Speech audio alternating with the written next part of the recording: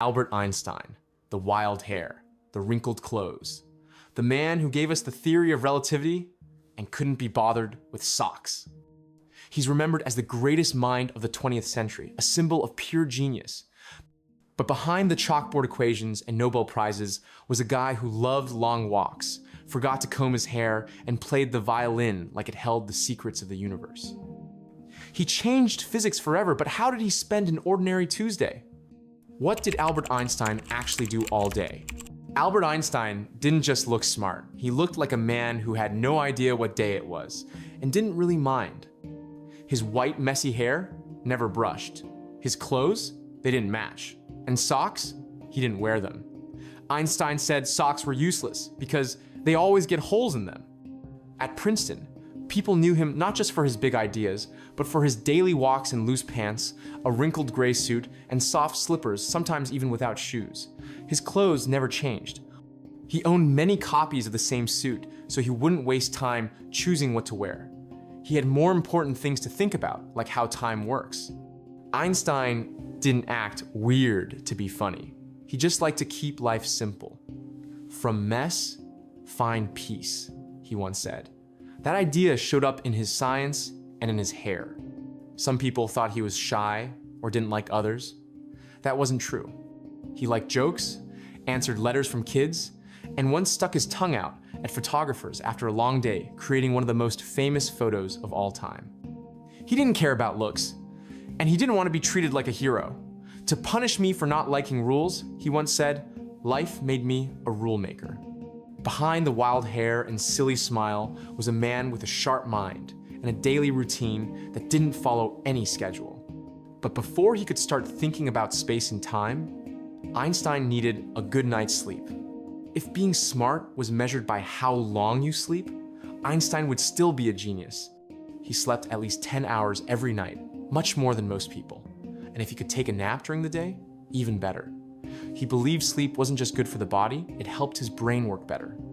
Many of his best ideas came when he was half asleep and daydreaming. His mornings were slow and quiet, no alarm clock, no meetings, just the sound of soft slippers and the smell of strong black coffee.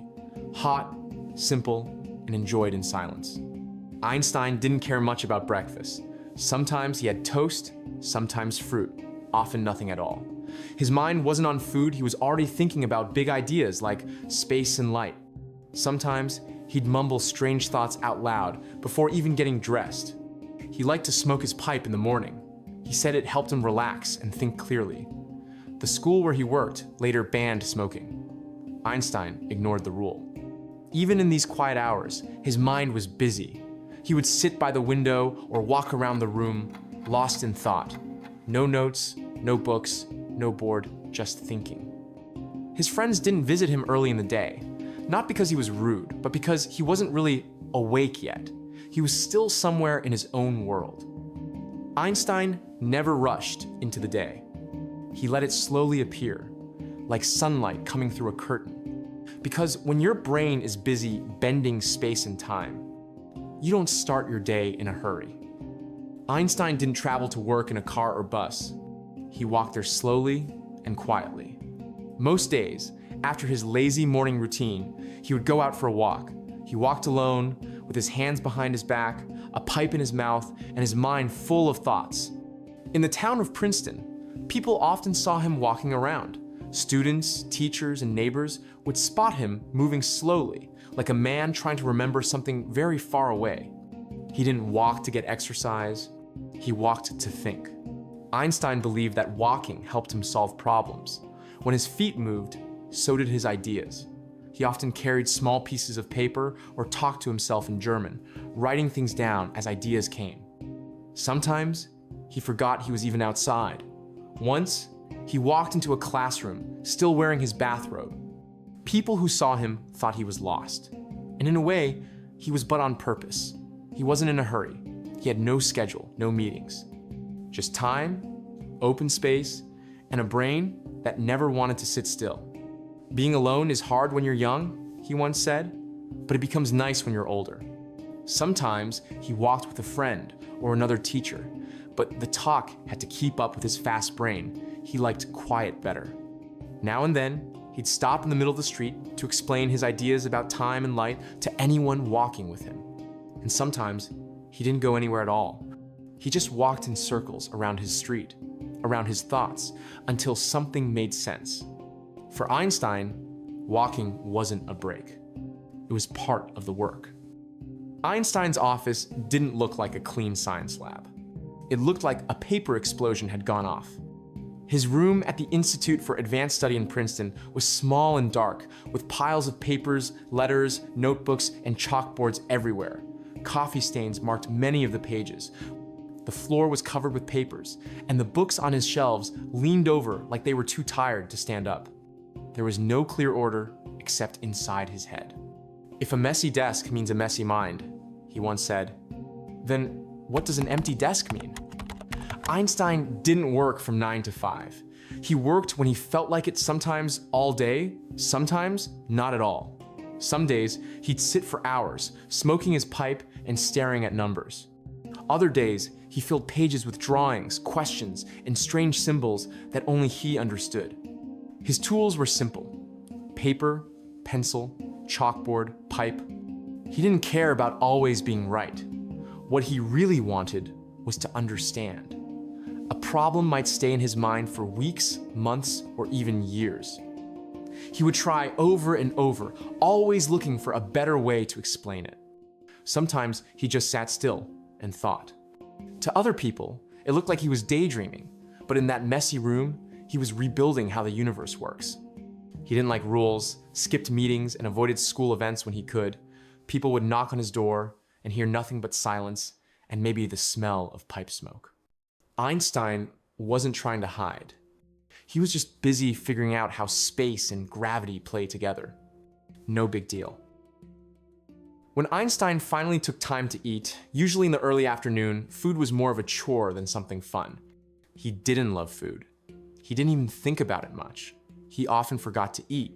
His housekeeper had to remind him that lunch was a thing, and that it should go into his mouth, not his pipe ashtray. His meals were always simple. Later in life, he mostly stopped eating meat not because it was popular, but because he thought it was the kind thing to do. He believed eating no meat was better for people and for animals.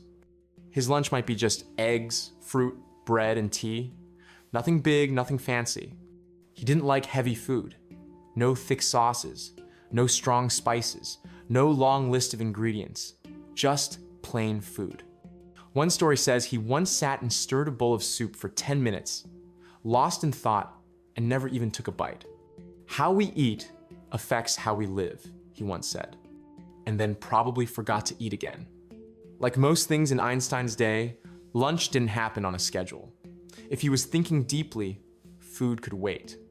If his mind was quiet, which wasn't often, he might eat while listening to Mozart or talking with close friends in simple English, Yiddish, or German. He didn't sit long at the table, but he might draw an idea on a napkin while chewing. People knew not to disturb him unless they were ready to talk about life, time, or the universe halfway through their sandwich. Einstein didn't eat to enjoy food. He ate so food wouldn't get in the way. If Albert Einstein had a helper, their main job would have been to go through all his mail.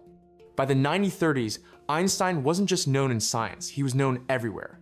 He was famous around the world, and with fame came tons of letters. Every day, people sent him mail. Scientists, leaders, teenagers, and even people who called themselves geniuses and said they had proved his ideas wrong using backyard tools and school math. He read many of them, and amazingly, he answered a lot of them too. Some of his replies were serious, some were funny. When a girl from South Africa asked him if scientists prayed, he wrote back with a kind answer about science and belief. When a boy asked for help with math homework, Einstein said he was happy to be asked, but he probably wasn't the best person for that job. Then there were the strange letters. Some people claimed they had built time machines. Some sent messy drawings in crayon. One woman sent him love poems. One man asked Einstein to put money into anti-gravity shoes. But many letters were important. Einstein wrote long notes to other scientists, students, and leaders. He warned his friends in Germany about Hitler. He also wrote to world leaders about peace, science, and the dangers of war. "The space between us isn't real," he once wrote. "It just looks that way." Einstein wasn't just a scientist. He was a thinker and a writer who wanted to help the world make sense. After lunch, he often sat at his desk, pipe in hand, answering letters. Not because he had to, but because he believed ideas should be shared, even weird ones, with time machine drawings. Afternoons were when Einstein came out of hiding. Though he disliked rigid schedules, he did occasionally give lectures, meet with students, or debate with fellow scientists, especially if the topic involved quantum mechanics, which he loved to argue about. His lectures weren't always easy to follow. He'd wander between languages, English, German, mathematics, and often skipped steps in equations, assuming his audience would just get it. When he taught at Princeton, students admired him, but also admitted they often had no idea what he was talking about. Einstein wasn't trying to confuse anyone. His brain simply ran faster than his blackboard chalk. More often than not, the real action happened in smaller meetings. Lively debates in his office, in the faculty lounge, or during campus walks. And no topic got him going, like quantum theory, the very field he helped launch and later rejected. He didn't like its randomness. He didn't like its uncertainty. He really didn't like that. In quantum mechanics, particles could behave like they had no rules at all. "God does not play dice with the universe," he declared. To which Niels Bohr famously replied, "Stop telling God what to do." Their debates were legendary, sharp, respectful, but heated. Einstein wanted clarity, Bohr wanted probability. Neither budged, but the discussions pushed physics forward in ways neither could have imagined. Even after the lectures ended, Einstein's mind kept working. He often jotted down new ideas after everyone else had gone home, sometimes reworking the same theory for decades. He wasn't stubborn, he was committed, even if it meant arguing with the entire quantum community until the day he died. As the sun went down over Princeton, the science stopped and the music began. Evenings were special for Einstein. Not for more numbers, but for Mozart. He didn't just play the violin for fun. He played it with love. Music wasn't just a hobby for him, it was a part of his life. He once said, "Life without playing music is impossible for me," and he really meant it. After a full day of thinking about space, time, and hard problems, he would often pick up his old violin. Sometimes he played alone in his room, other times he played music with friends at their homes. He loved to make up new sounds as he played, bending the music, just like he bent ideas about the universe. His favorite music was by Mozart and Bach. He liked their music not only because it was pretty, but because it was very well put together, like good math. He once said, Mozart's music was so perfect, it felt like it had always been part of the universe. Even when Einstein traveled, he brought his violin with him. He named it Lena. It was like a second brain to him. He wasn't perfect at playing. Friends said his music was full of feeling, but sometimes a bit messy. He would sometimes play too fast or forget parts of the song when his mind wandered. But music didn't have to be perfect. It just had to be real. Playing violin helped Einstein rest his mind. It let him show feelings that numbers couldn't. And during those quiet evenings with no more work to do, the man who changed the world could just enjoy a simple tune, one soft note at a time. Evenings for Einstein didn't end with music. They ended with a book, a big thought, or both. He almost never went to bed early. His brain didn't slow down just because it was nighttime. Instead, he'd sit in bed with a book on his lap, pipe nearby, eyes squinting in the soft light, reading page after page. He didn't just read about science, though he did read a lot of that. He also enjoyed books about life, stories, and even made-up science adventures. Einstein liked smart writers like Spinoza and Schopenhauer, who asked deep questions about life and the world. He also loved novels. He once said Don Quixote was one of the best books ever written. But his favorite thing before sleep? Thought experiments. This is how many of his big ideas were born, not in a lab, but while lying in bed, thinking. He would imagine crazy things, like riding next to a beam of light, or falling in an elevator with no floor, or watching two clocks tick at different times on different trains. These weren't just fun daydreams. These were the beginning of his most famous ideas, like relativity. Einstein's secret wasn't special tools. It was that he never stopped wondering. Imagination is more important than knowledge, he said. Knowledge has limits. Imagination does not. In the end, he would fall asleep, sometimes in the middle of a thought or sentence. He kept a notebook next to his bed in case a new idea came to him at 3 a.m. Because when the universe had something to say, Einstein listened even in his pajamas. Let's clear up a few things. No, Albert Einstein did not fail math as a kid. That story is false. The truth? He was doing hard math by the time he was 15. When someone once asked him about it, Einstein said, "Before I was 15, I had already learned hard math." So no, he wasn't bad at math. And no, he didn't make the atomic bomb either. His science helped make the bomb possible, but Einstein didn't build it. In fact, he was very upset about it. He called the bomb his big mistake. He only signed a letter warning the US about Germany's bomb plans because he was afraid, not proud. Also, Einstein wasn't cold or unfriendly.